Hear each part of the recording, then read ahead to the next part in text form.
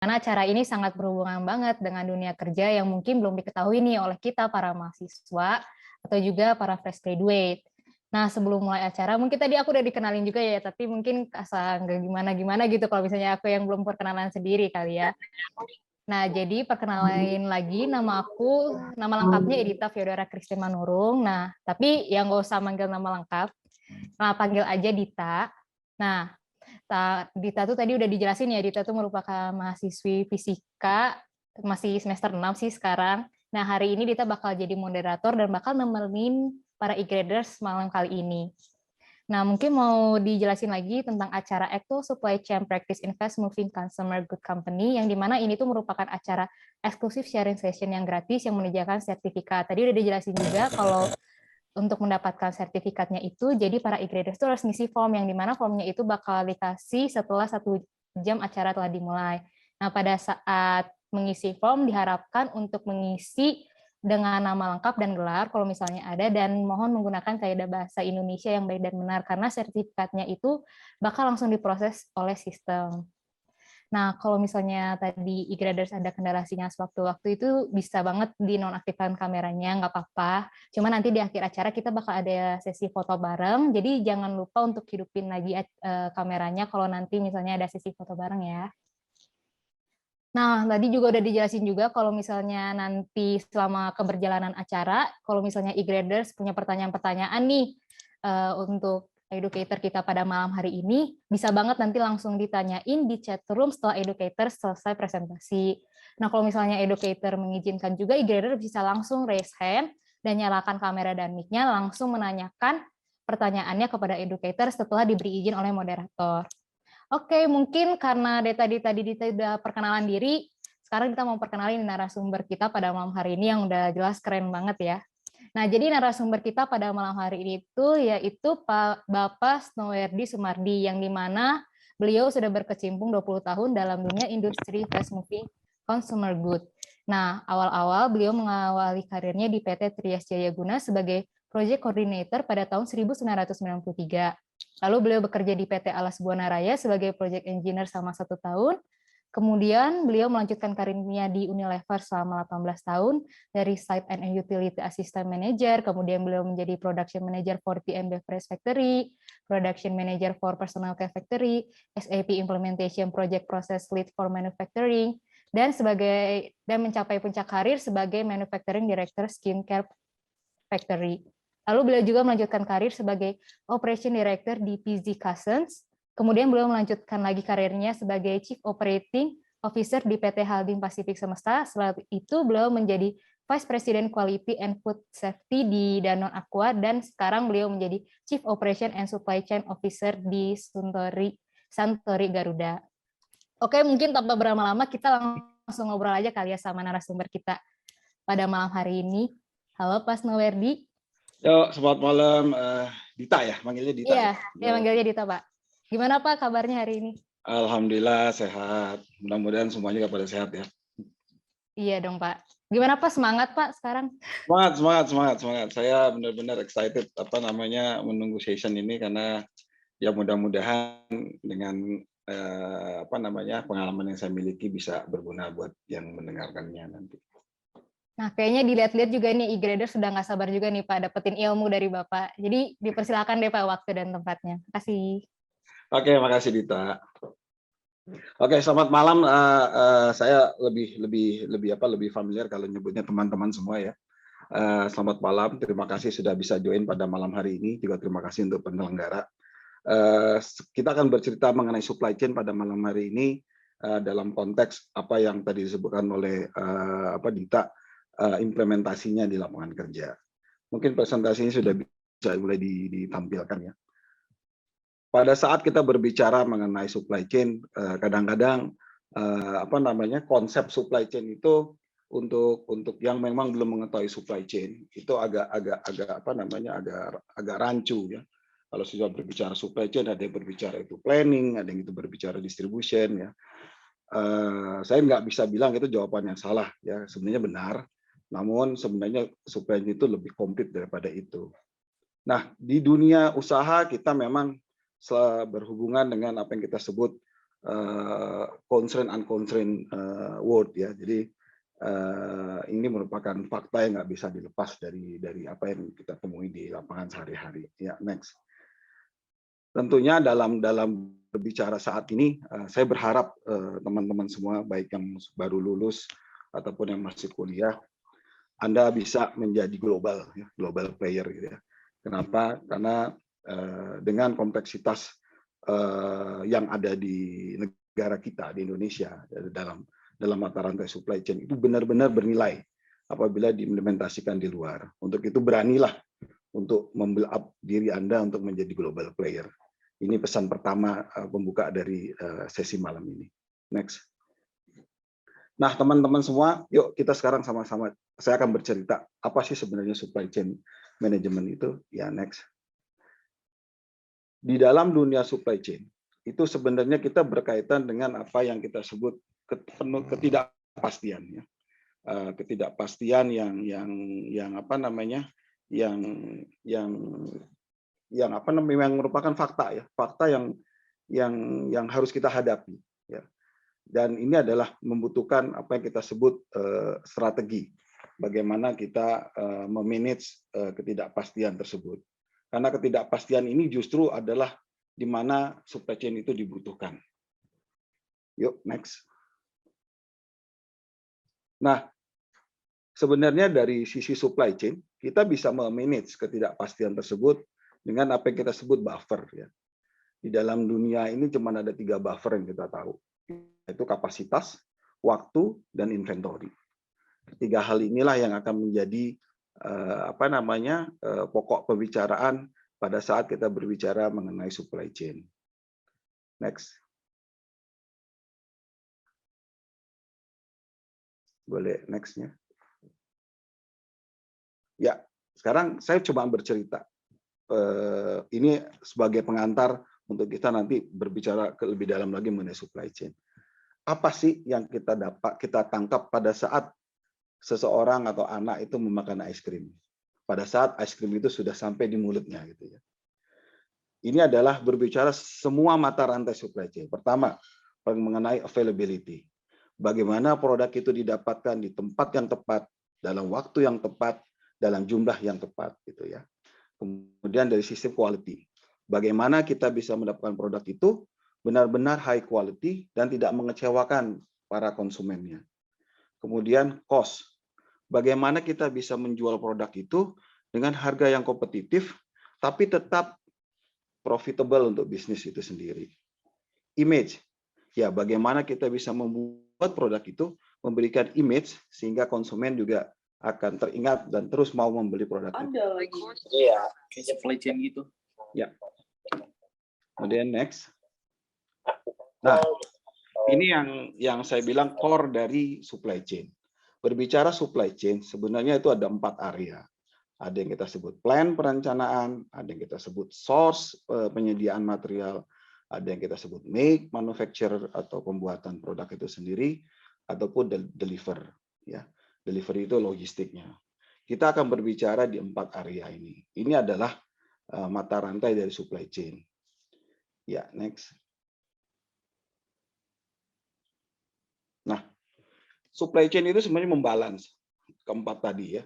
Kalau kita lihat dari gambar ini ya, supplier dengan pabrik misalnya.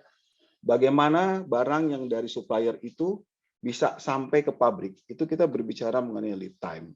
Kita berbicara dengan stok. Ya. Dan tentunya kalau pabrik berbicara dengan supplier, itu berkaitan apakah pabrik itu fleksibel atau tidak fleksibel terhadap barang-barang yang disediakan oleh supplier. Kemudian pabrik berbicara dengan distribution center. Distribution center itu tempat barang jadi yang dikumpulkan untuk didistribusikan. Nah, ini berbicara bagaimana lead time ya, waktu tempuh barang itu sampai di distribution center, bagaimana kita memanage stok ya. Kemudian kalau kita dari bagian distribusi ke klien itu bisa jadi wholesaler, bisa jadi modern trade seperti supermarket besar gitu ya. Itu bagaimana kita memberikan service level ya dengan penyediaan stok yang sesuai diinginkan. Sampai pada akhirnya kita berbicara dengan konsumen ya. di konsumen. Kalau kita balikin lagi mundur ke belakang lagi, ya bagaimana kita bisa memberikan service level sehingga konsumen juga pada saat yang membutuhkan barang itu dapat barang itu sesuai dengan waktu yang diinginkan. Pada saat DC berbicara dengan factory, bagaimana dia memberikan mengawinkan apakah yang kita sebut stok dengan kapasitas yang diberikan oleh factory. Tentunya pada saat factory berbicara dengan supplier, sudah mulai berbicara bagaimana jumlah yang bisa dibeli dalam kuantitas yang kita sebut economic buying lot, ya. Jadi jumlah yang benar-benar kuantitasnya itu sesuai dan disesuaikan dengan harga, ya. Kemudian juga bagaimana kita bisa membuat sequence daripada production itu untuk bisa mengakomodasi barang-barang yang disediakan oleh supplier tersebut. Nah, ini adalah integrated, the whole supply chain dari end to end, ya, membalance semua itu dari mulai barang dari supplier sampai dengan konsumen, kemudian daripada keinginan konsumen sampai dengan balik lagi ke supplier. Ya, next. Nah, pada saat kita berbicara supply chain, job to be done, ini adalah hal-hal awam, ya. Ada yang disebut world class service. Bagaimana kita memberikan service, ya. Ada yang namanya CC4, ya. Bagaimana kita memberikan barang itu dalam full on time, ya, tadi. Kemudian satisfaction-nya dari konsumen. Kemudian quality yang dipersif oleh konsumen, ya.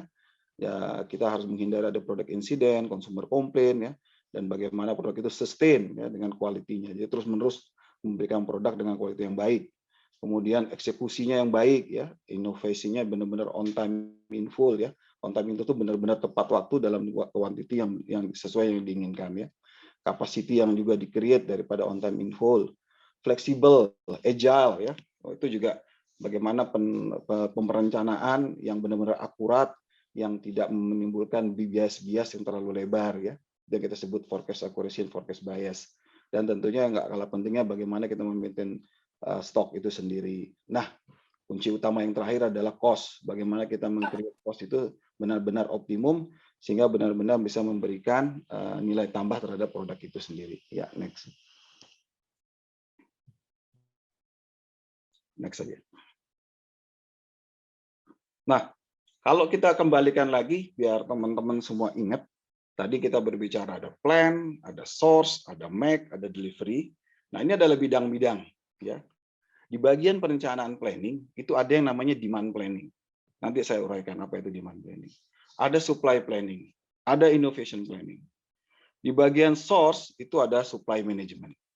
Berbicara dengan raw material, packing material, ada tim engineering.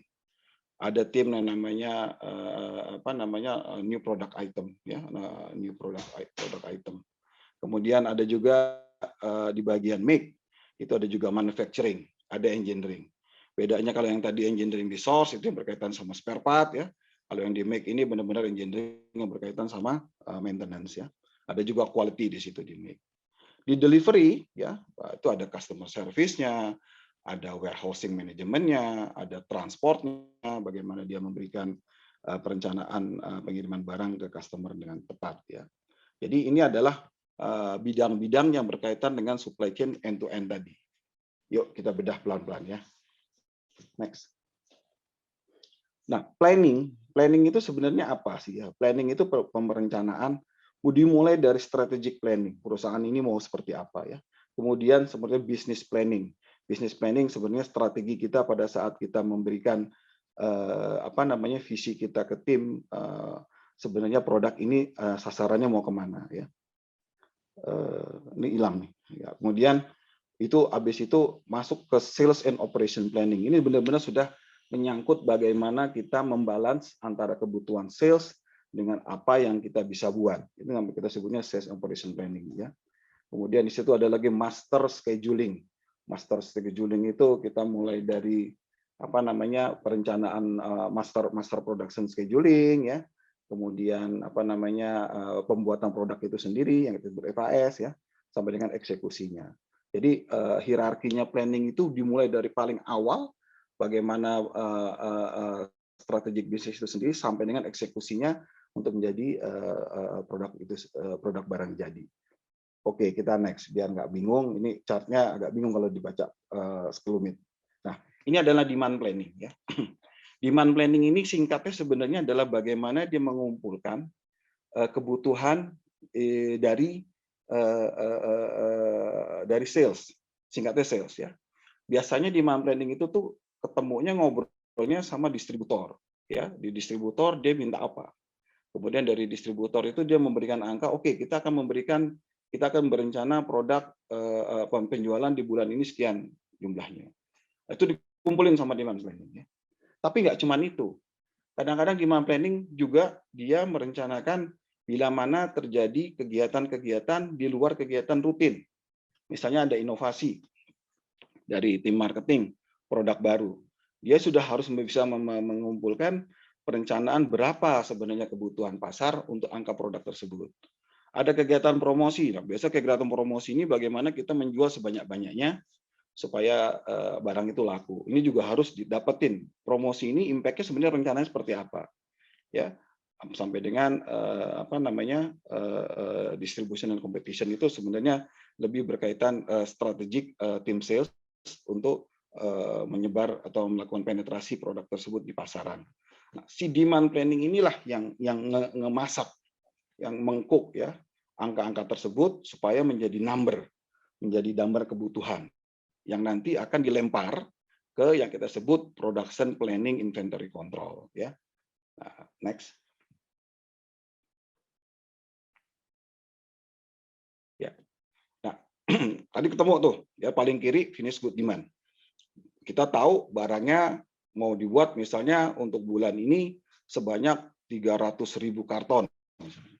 Nah, si material planning, si production planning inventory control tadi mulai menghitung yang kita sebut production planning. Nah, production planning itu pertama kali yang dihitung sebenarnya kebutuhan raw material, yaitu material planning, ya. Material requisition planning. Berapa material yang dibutuhkan, ada berapa material yang saat ini ada di gudang, kemudian kira-kira berapa yield yang bisa dihasilkan oleh produksi supaya bisa kita beli barang. Misalnya kita beli barang, kita ingin bikin 100, kita belinya tentunya nggak 100 karena pasti ada yang jadi scrap, yang jatuh ke lantai dan sebagainya. Mungkin kita beli 110 gitu ya. Nah, itu yang kita sebut material planning. Nah, dari material planning nanti dia muncul supplier requirement. Dia akan muncul yang namanya purchase requisition. Jadi berapa permintaan pembelian barang-barang. Ya. Nah, inilah mata rantai dari tadi yang demand masuk ke production planning. Ya. Nah, kalau kita lihat di bawah itu sebenarnya adalah KPI dari planning itu sendiri. Ya. Kalau di demand planning, mereka punya yang namanya forecast akurasi, forecast bias. Ya. Kalau forecast akurasi itu kalau kita nembak panah tepat ke tengah, ya berapa jauh dari titik tengah, itu dari target, misalnya berapa, mintanya 100, jadinya 90, ya 90% akurasinya. Tapi kalau kita terjemahkan ke dalam biasnya itu ya 10%, karena dia bisa jadi 90 atau jangan-jangan bisa jadi 110 gitu ya. Semakin kecil biasnya semakin bagus. Ada lagi yang namanya cash fill ya, pemenuhan produk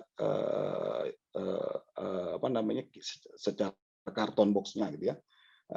Kemudian juga full on time-nya berapa, ordernya minta berapa yang bisa dipenuhi ya. Kemudian ada lagi yang lebih penting finished good days on hand, stoknya ya. Nah, itu parameter di demand planning. Di supply planning juga sama, nggak beda. Dia punya optimum inventory, days on hand ya. Kemudian juga punya yang namanya operation reliability ya.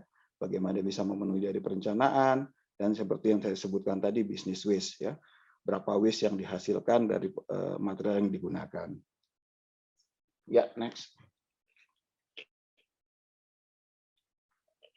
Nah, sebenarnya ini kalau mau dibedah sebenarnya logikanya simpel banget. Ya. Ada forecast 100 secara nasional. Saya punya 5 depo. Saya sebar aja 20. Ya. Tapi di setiap depo itu saya pasang sebenarnya harus ada safety stock 10 gitu. Ya. Jadi sebenarnya angka yang harus dibuat itu berapa di pabrik? Kalau dia butuhnya 20, safety stock-nya 10, ya, kemudian saat itu dia stoknya ada 0, maka dia harus buat berapa? Ya 20 tambah 10 kurang 0 ya 30. Ya, yang paling kiri.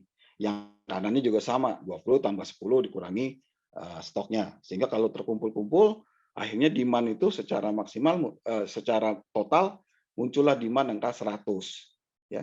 Tadi nah inilah yang tadi saya sebutkan tadi, bagaimana si demand planning tadi ngumpulin angka secara forecast dan memberikan angkanya ke pabrik berapa yang harus dia buat. Jadi dia berbicara dengan angka yang mau dijual, dia berbicara dengan safety stoknya ada berapa, dan berbicara stoknya saat itu ada berapa ya. Ini sebenarnya gambaran proses demand planning. Ya, next. Nah, itu tadi kita sudah berbicara mengenai bagian planning ya. Ada demand planning, ada production planning.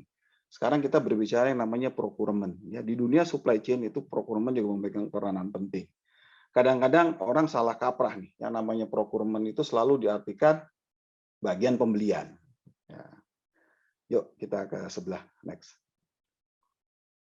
Ya, sebenarnya di dalam procurement itu nggak cuma beli, ya. Dia juga mempunyai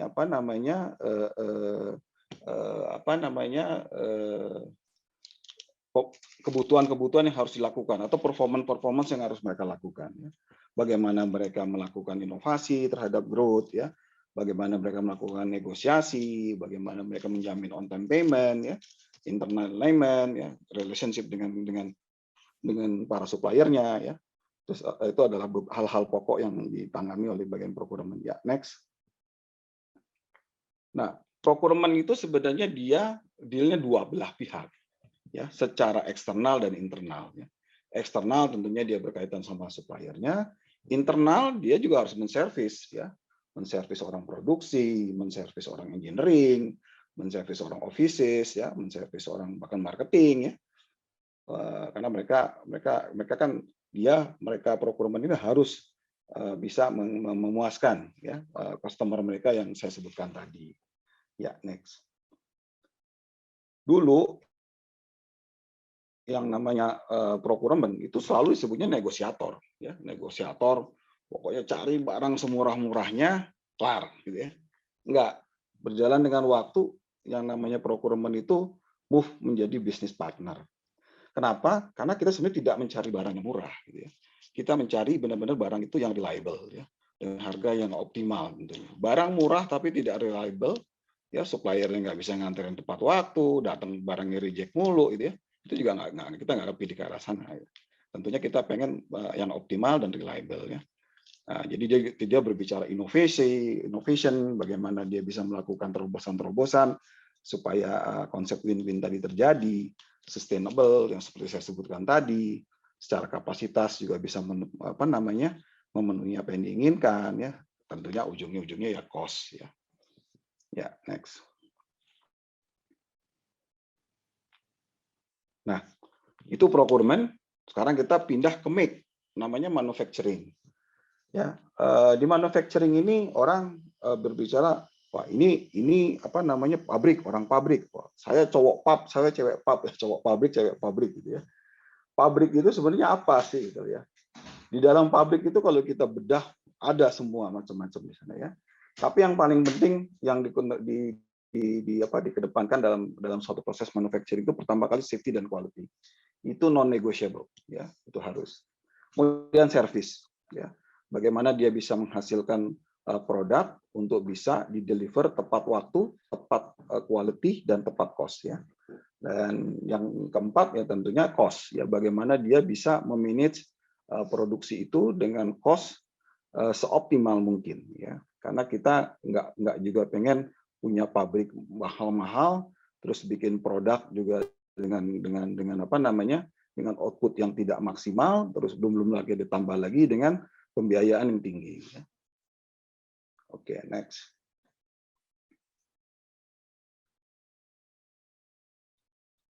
Nah, ini sekelumit. Kadang-kadang orang berbicara, pabrik itu ada yang namanya in-house, dikerjain sendiri, ada yang di third party. Ini sebenarnya diagram konsep lama, tapi masih berlaku, ya.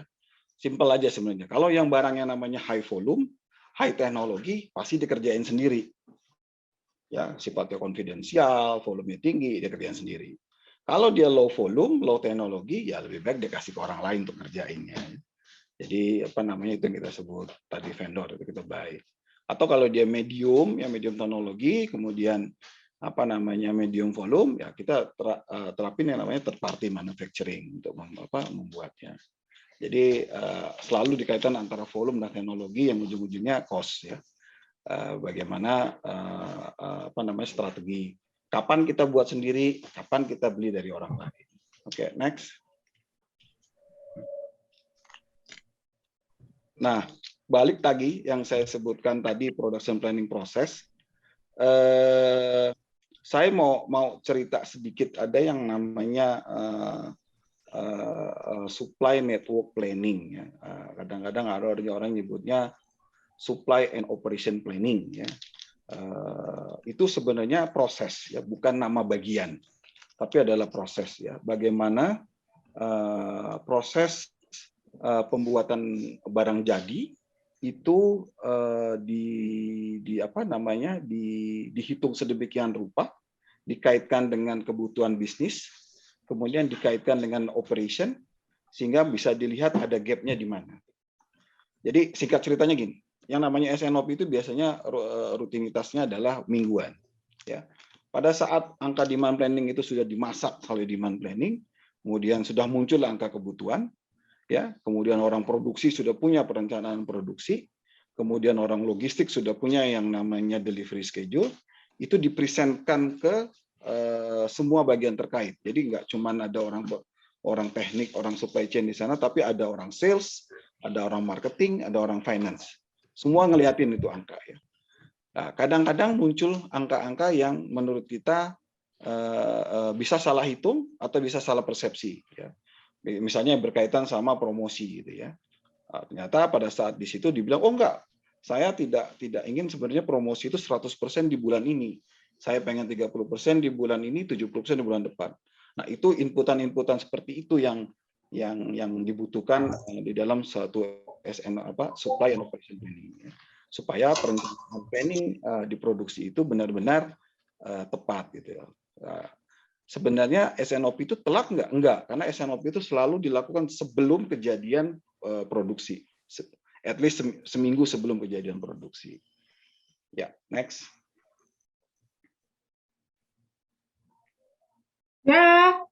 Ya, ini sebenarnya adalah manufacturing process. Nah, buat teman-teman mahasiswa atau teman-teman yang baru lulus ya, yang namanya manufacturing process itu semua hampir sama seperti ini. Barang di-receive, barang datang, kemudian barang disimpan di gudang atau kita sebutnya put away, barang setelah itu ditransfer ke bagian produksi, ada yang harus diracik dulu, ada yang nggak perlu diracik, ya, makanya disebut ada yang namanya mixing proses, ya, ada barang yang perlu di-rework karena gagal proses, ya, ada yang tidak perlu di-rework sehingga bisa langsung ke filling line. Dan pada akhirnya dia menjadi barang jadi. Simple sebenarnya kayak gitu. Prosesnya seperti itu. Tapi mata rantai ini semua dihitung. Ya, dihitung mulai dari lead time, ya, kemudian motion study orangnya karena itu berkaitan dengan jumlah orang yang dibutuhkan untuk melakukan proses ini. Kemudian juga yang terlebih lagi recordnya itu harus real time, sebisa mungkin real time. Konsep lama biasanya pergerakan material itu dicatat dan direcord mingguan gitu ya. Itu yang kadang-kadang yang menyebabkan bagian perencanaan material itu jadi bias gitu ya. Sehingga material yang dibutuhkan jadi besar karena mereka nggak bisa ngeliat kebutuhan. Yang paling tepat sebenarnya real time.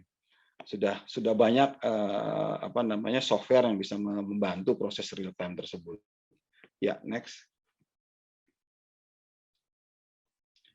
Salah satunya adalah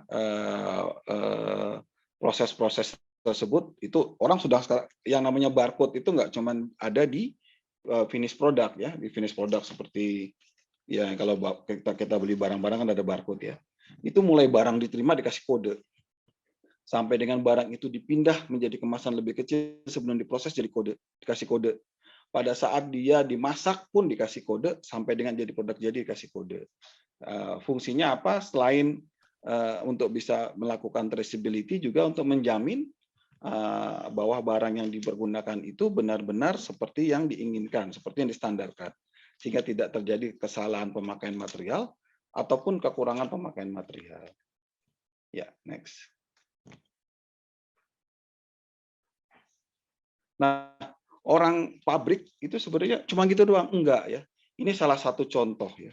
Kalau Anda bekerja nanti di multinasional ya, apalagi perusahaan besar ya, misalnya kayak Unilever, P&G, Danone gitu ya. Mereka selalu melakukan benchmarking antar pabrik ya. Siapa yang membuat paling murah, siapa yang membuat paling efisien, siapa yang pemakaian energinya paling rendah, siapa yang kualitas produknya tidak banyak komplain ya, siapa yang lead time sama fulfillment service-nya paling bagus.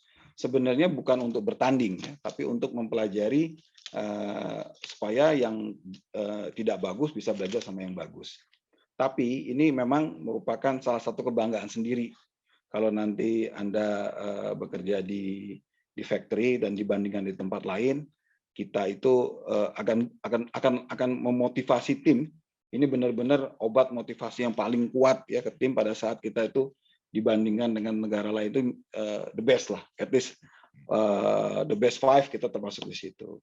Jadi itu common, dibandingkan itu common. Jadi jangan kaget kalau nanti masuk ke multinasional, ngapain kalau dibanding-bandingin sama negara lain. That's common ya. Ya, next. Nah, di manufacturing ada key performance indicator ya. Itu yang namanya PQCDSM kalau orang bilangnya, productivity, quality ya, delivery, kemudian ada safety, ada apa namanya? Ada people motivation di situ ya. Nah, productivity itu ada overall equipment efficiency ya, utilisasi. Overall equipment efficiency itu sebenarnya apa sih? Ya, sebenarnya seberapa efektif mesin itu digunakan dengan dalam waktu yang memang tersedia untuk berproduksi ya. Kemudian utilisasi, kalau kita bandingkan dalam waktu 1 tahun, utilisasi mesin itu seperti apa? Pentingnya apa kita tahu utilisasi? Biar kita bisa tahu seberapa berat mesin itu digunakan. Kalau memang sudah melebihi utilisasi yang distandarkan, sudah waktunya melakukan investasi baru ya. Kemudian labor productivity, kita bisa man hour per ton, man hour per cases, ya, man hour per liter, ya. Volume juga ya, merupakan salah satu KPI ya. Kemudian waste ya juga merupakan KPI ya. Kemudian safety, total recordable frequency rate, jadi accident. Ya, accident itu ada macam-macam, ada yang namanya first aid ya, ada yang namanya restricted worst case, jadi dia diobatin ya, tapi dia harus ditangani orang yang mengerti pengobatan ya. Kemudian ada lagi yang namanya medical treatment case, dia harus diobati dengan petugas kesehatan, bawa ke rumah sakit, tapi nggak apa-apa, bisa pulang ya. Ada lagi yang namanya lost time accident, di mana dia harus pulang dan tidak bisa bekerja lagi, atau yang nggak mau kita sebut fatality ya, terjadinya korban jiwa misalnya.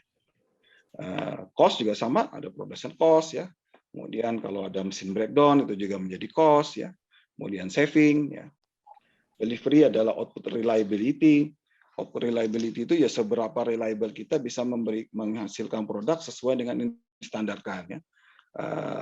Ini agak lucu cara ngitungnya. Misalnya kita produksi 10 produk ya, kemudian 9 produknya itu memenuhi target ya plus minus 10%. Kemudian yang satu enggak ya reliability-nya 90%. Walaupun jumlahnya kalau kita totalin ya sesuai dengan apa yang diminta gitu loh. Nah, itulah output reliability ya. Ya, training juga sama, training juga merupakan satu parameter KPI. Innovation ramp up, seberapa cepat kita bisa melakukan menghasilkan produk baru ya. Ada yang 4 bulan, 3 bulan, ada 2 minggu ya. Dan ini adalah common KPI kalau teman-teman nanti kerja di manufacturing. Next. Nah, ini ada ilmu baru juga nih ya. Sebenarnya total productive maintenance ini dikenalkan oleh Jepang ya, GIPM Jepang, Institute Plant Maintenance ya. Mereka melihat proses produksi itu merupakan proses manajemen tidak hanya orang mesin ya, tapi juga ada material dan bagaimana metode kerja. Orang-orang nyebutnya man, mesin, material, method 4M itu ya. Nah, ini ada pilar-pilarnya nih, ada bagian-bagiannya. Saya cerita sedikit aja. Ada yang namanya autonomous maintenance, pemeliharaan mandiri. si operator itu diharapkan bisa mengabsorb knowledge dari technician, ya, yang paling nggak 70% yang basic-basicnya. Mulai dari cleaning, lubrication, inspection, tightening, CLIT itu bisa dilakukan sendiri. Dan autonomous maintenance itu ada step 1 sampai step 7 ya. Mulai dari yang dasar sampai dengan dia benar-benar bisa memanage mesinnya ya. Kemudian ada focus improvement atau kaizen atau improvement berkelanjutan, ada plan maintenance ya. Mulai dari breakdown maintenance ya sampai dengan schedule maintenance, kemudian time based maintenance, predictive maintenance. Nah, itu ada ininya lah, ada knowledge-nya sendiri ya. Jadi kalau teman-teman engineering nanti masuk ke bagian engineering, ya mereka harus mulai bisa tuh mengkonsepkan maintenance itu metamorphosisnya mulai dari breakdown sampai dengan prediktif ya. Prediktif itu sudah mulai mengenai ilmu misalnya vibration monitoring ya, oil analysis monitoring, thermography monitoring itu yang disebut dengan prediktif ya. Kemudian ada lagi quality maintenance ya. Quality maintenance itu bagaimana konsep quality itu sebenarnya bagian quality itu bukan yang bertanggung jawab terhadap produk ya. Mereka adalah konsultan ya. Setiap orang yang ada di proses produksi itu adalah yang bertanggung jawab terhadap quality. Nah, itu tugasnya bagaimana quality maintenance itu memberikan knowledge dan edukasi supaya semua orang yang terlibat dalam proses manufacturing itu mempunyai tanggung jawab yang sama ya. Tentunya berkaitan dengan training. Early management ini biasanya berkaitan dengan mesin-mesin baru ataupun hal-hal baru. Bagaimana mesin-mesin baru itu kalau dibuat nggak perlu dimodif lagi, udah sesuai dengan apa yang dibutuhkan gitu loh. Sehingga nggak ada lagi ceritanya startup kelamaan, produk waste-nya kebanyakan dan lain sebagainya. Safety, health, environment juga merupakan pilar. Yang terakhir adalah yang saya sebut tadi, supply chain office ini yang berkaitan dengan demand planning, production planning, dan semua keseluruhan, ada procurement di situ semua ya. Nah, ini adalah konsep yang diterapkan di TPM. Dasarnya ada 5S ya, seri, seton, sekatsu, setsuke, ya, sama seiso. Itu adalah bagaimana rapi, resik, bersih, teratur ya. Itu bisa dijalankan di floor. Ya, next. Nah, sekarang kita mulai masuk ke ujungnya nih, sudah masuk ke distribution ya. Di distribution planning, di bagian planning logistik itu tidak cuma ngatur datang keluar masuknya truk ya. Yang jelas adalah dia ini ada yang kita sebut distribution planning ya. Dia bagaimana bisa mulai memanage stok yang aman untuk gudangnya seperti apa, kemudian dengan mempertimbangkan jarak dan lead time pergerakan dari stok itu dari gudangnya ke titik-titik pendistribusian. Ya, next. Ya, nah ini contohnya nih. Ya, bagaimana dia melihat ada beberapa titik distributor-distributor. Di distributor itu sendiri mereka harus punya safety stock berapa, kemudian dia harus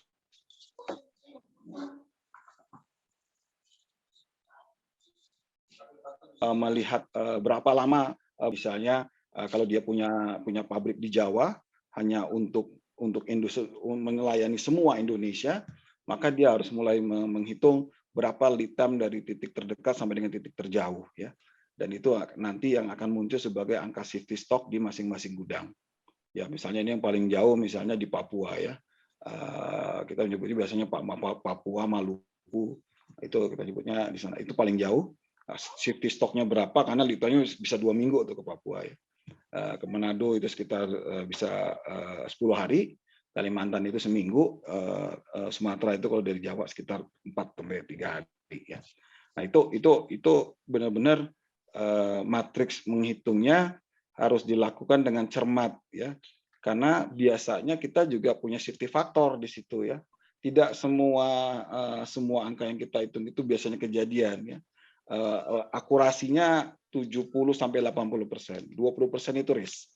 Nah, makanya risk itu bisa kita tangani dengan apa? Tadi di muka tadi saya sudah sebutkan, ya risk itu kita tangani dengan buffer. Cuman kalau stoknya kebanyakan, nah, ada masalah juga. Ada produk-produk yang tidak bisa disimpan lama, ya. Ada juga gudang yang nggak bisa kegedean karena mahal sewanya di sana. Nah, bagaimana mensiasatinya? Ya, biasanya bisa macam-macam ya. kita good in transit itu mungkin pada saat dia transit tidak kita langsung kirim ke gudang kita, tapi bisa ditransitkan ke gudang-gudang customer ya. Itu salah satu metodenya ya. Atau pada saat barang itu datang kita melakukan cross docking, jadi dia nggak sampai masuk ke gudang, tapi si truk itu sudah standby di sana, langsung pindah ke truk ya. Itu salah satu cara-cara untuk menghandle yang saya sebut tadi ya. Oke, next. Nah, ini ada yang namanya super mega warehouse ya. Contohnya ya. Ini gede-gedenya 12 kali lapangan sepak bola. Pertanyaannya, perlu nggak sih kita punya gudang seperti ini gitu loh ya. Kalau barang kita itu fast moving dan kapasitas kita juga dibandingkan demand itu cukup besar, kemudian produk life cycle-nya juga cukup panjang ya, kemudian tapi lead time untuk penyebarannya tidak singkat atau panjang, maka menstok barang dalam jumlah banyak itu bisa memberikan keuntungan ya. Atau misalnya kita tahu kalau barang tersebut untuk didistribusikan ke pulau-pulau lain, itu kapalnya nggak datang tiap hari, datangnya cuma seminggu sekali misalnya. Ya mau nggak mau kita harus punya stok yang banyak ya. Tapi kalau memang kita berkaitan dengan barang yang sifatnya marginnya tipis, untungnya tipis gitu ya, punya gudang mewah kayak begini mah nggak nolong, malah bikin daripada untung jadi buntung gitu ya.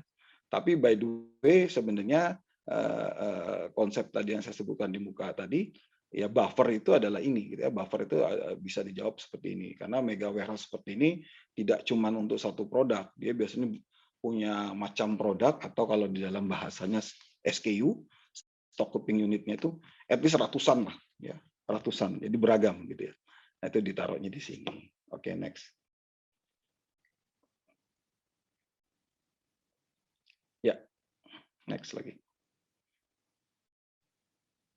Nah, di bagian logistik itu ada yang namanya customer service modern trade, contohnya customer service GT global trade, modern trade itu ya pasar-pasar modern ya. Nah, mereka yang bekerja di sini itu bukan kerjaan clerk ya, bukan bikin surat-surat, enggak. Justru pada saat kita mengumpulkan pada saat kita mengumpulkan angka demand dari modern trade, mereka ini memberikan peranan penting ya. Karena kita tahu, kita bisa tahu berapa sebenarnya angka yang dibutuhkan modern trade. Modern trade itu bedanya sama pasar-pasar tradisional, biasanya ngitungnya nggak kartonan, bijian gitu. Jadi kalau bicara botolan itu ya benar-benar botol gitu ya. Nah, teman-teman dari modern trade, customer service modern trade inilah yang menerjemahkan angka-angka yang bijian tadi menjadi karton sehingga menjadi angka demand ya. Dan dia juga yang berkaitan langsung bagaimana mengirim barang tersebut ke modern trade ya.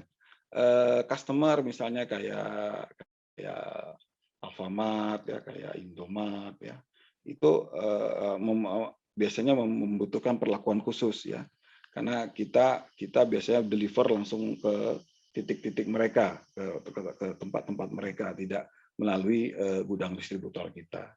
Oke, next. Nah, ini tadi saya sebut proses order, atau kita sebut juga bagaimana deal dengan order tadi, itu mulai dari membuat scheduling, rescheduling, ya, memikirkan bagaimana kecepatan kita untuk mengambil barang dari gudang, kemudian mendelivernya, kemudian melakukan loading. Ya. Ini dihitung, benar-benar dihitung sama teman-teman gitu ya. Karena semakin lama truk itu nunggu di gudang, semakin tinggi cost-nya dan semakin agak susah memanage-nya gitu ya.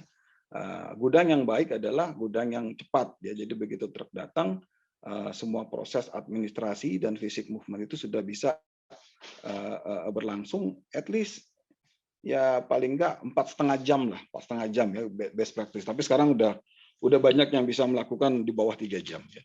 Dengan segala macam modernisasi yang ada sekarang ini. Ya, next.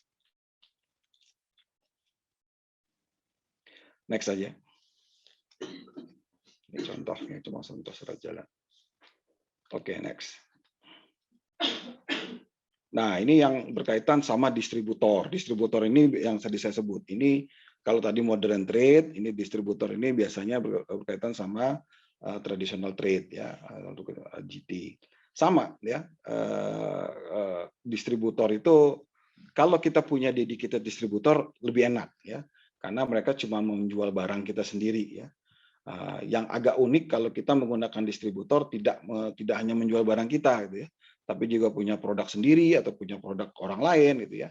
Nah ini keunikannya itu adalah bagaimana kita bisa dealing untuk bisa mendapatkan space ya di gudang mereka gitu ya. Karena space itu akan dikonversikan menjadi jumlah barang yang harus ditransfer ke sana gitu ya. Nah, dari gudang mereka itu, mereka juga harus bisa memberikan angka ke kita ke titik-titik mana barang itu akan disebarkan, gitu ya. Karena angka-angka itu kita perlu tahu untuk bisa memanage quantity yang di muka tadi saya sebutkan, ya, untuk demand planning tadi. Ya, next. Nah, ada lagi ekspor impor ya. Ekspor impor sama kita tadi kalau tadi kita berbicara hanya melulu global modern trade, global trade di dalam negeri. Ada lagi customer service untuk ekspor ya ataupun impor finish good. Nah, ini juga nggak gampang karena dia berkaitan dealingnya macam-macam, sama custom ya, sama clearance, kemudian juga sama customer kita di luar negeri ya. Bagaimana barang itu bisa sampai sesuai dengan waktu yang diinginkan dengan jumlah yang diinginkan dan lain sebagainya. Jadi ada juga yang handle ekspor impor dan ini nggak gampang kerjaan ini, jujur aja nggak gampang, ruwet banget kerjaannya karena begitu miss vesselnya satu aja udah berantakan perencanaannya, harus mulai dari nol lagi. Ya, next. Ya, ini nggak usah disebutin. Oke, next. Ya, ini juga sama tadi ya. Kalau tadi kita ngekspor, kita juga produk nggak melulu kita bisa buat dalam negeri ya. Tadi ingat tadi ada strategi production. Kalau jumlahnya sedikit, ternyata teknologinya banyak, ya lebih baik kita kasih ke orang lain aja yang buatnya. Pada saat kita impor, kita juga perlu tahu nih barang itu diimpor dari mana dan bagaimana barang itu bisa selamat sampai di tempat kita. Ini teman-teman dari customer service impor, ekspor impor tadi yang ngopenin. Oke, next. Oke, nah teman-teman semua, saya di ujung presentasi ini saya cuma mau sedikit cerita ya di supply chain itu karirnya kayak apa sih, gitu ya.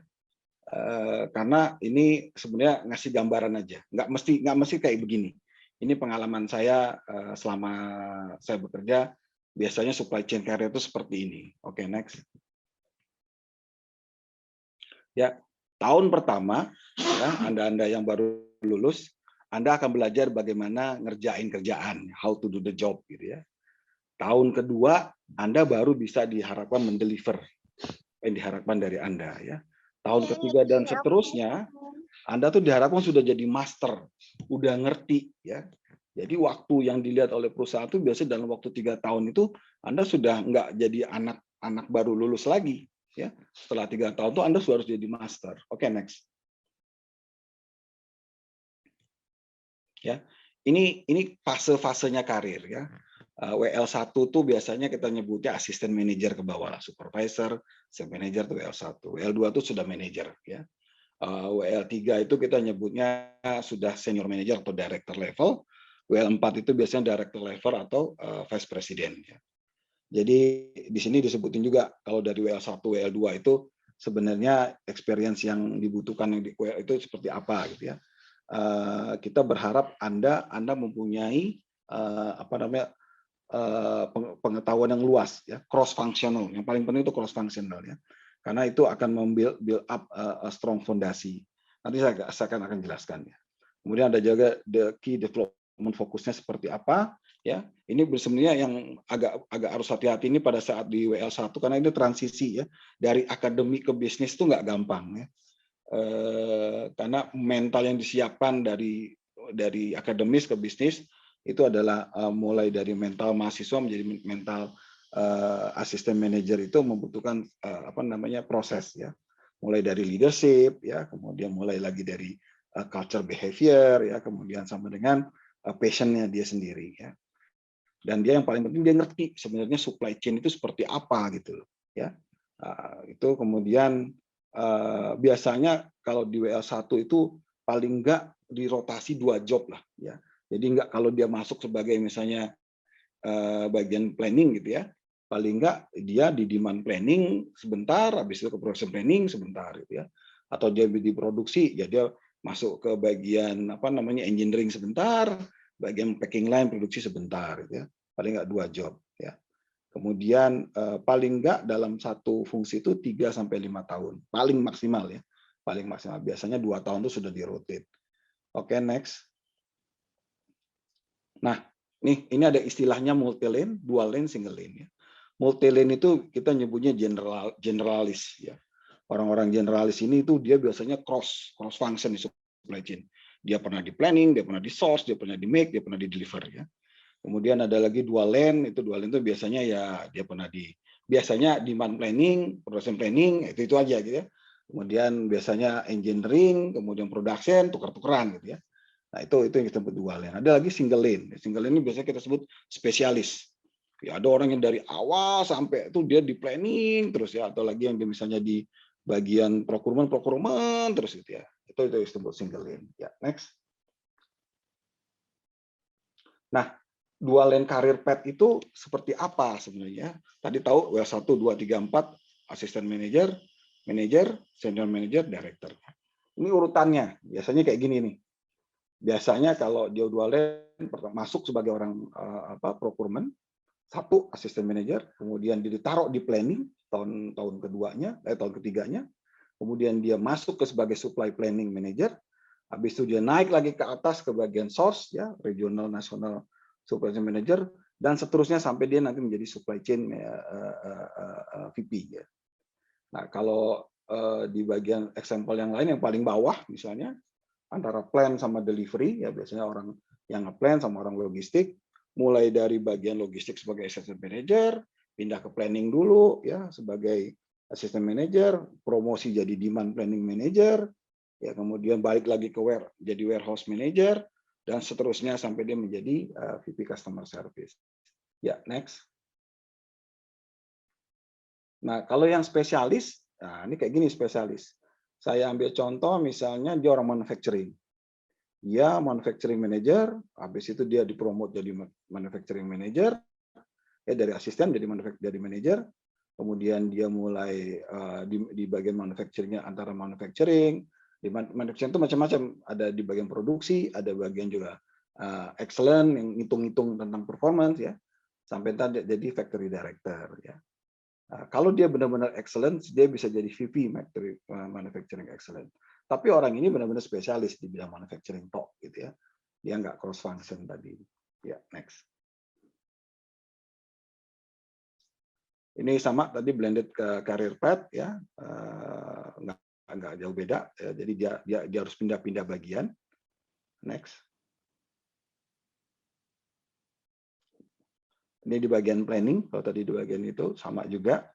Mulai dari demand planning manager nomor 1-nya, kemudian jadi site planning manajernya, sampai dia jadi director. Bisa nggak dia jadi work level 4? Bisa ya.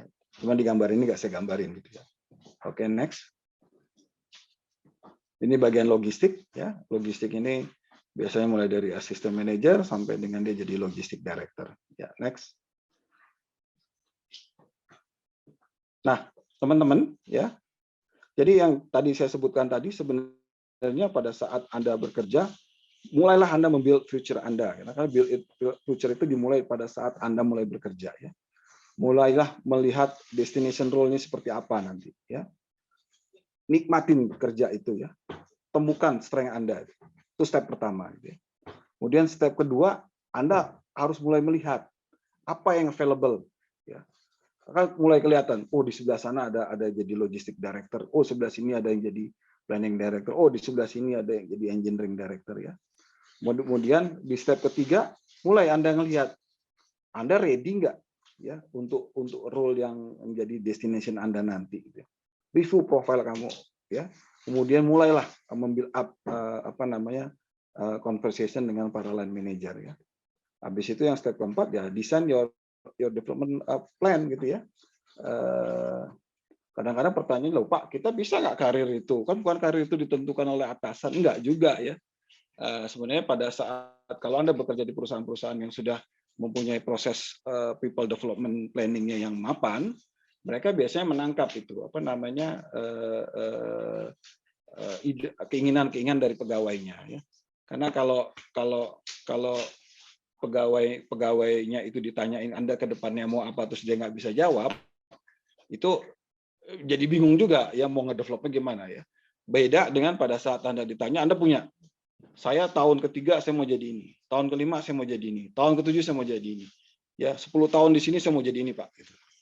Itu dicatat, itu dicatat. Dan itu jangan cuma buat dicatat, Anda juga harus kejar gitu ya.